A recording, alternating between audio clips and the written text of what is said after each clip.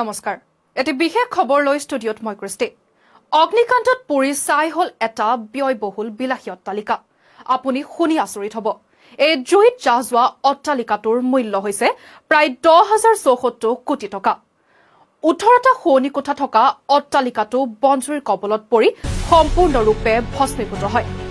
লেলিহান অগ্নিকাণ্ডৰ ফলত পলকতে পুৰি ছাই হল বিশ্বৰ অন্যতম ব্যয়বহুল এক অট্টালিকা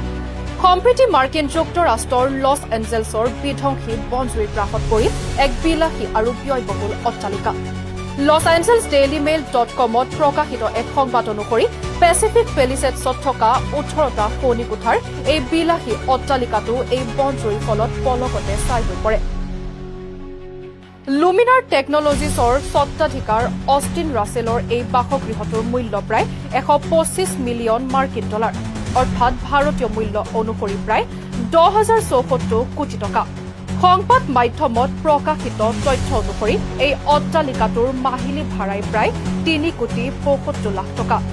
উল্লেখযোগ্য যে লছ এঞ্জেলছৰ এই বনজুই এতিয়াও নিৰ্বাপিত হোৱা নাই এই বনজুইৰ ফলত বিশ্বৰ চহকী দেশখনত হোৱা ক্ষয় ক্ষতি এতিয়াও সঠিকভাৱে নিৰ্ণয় কৰিব পৰা হোৱা নাই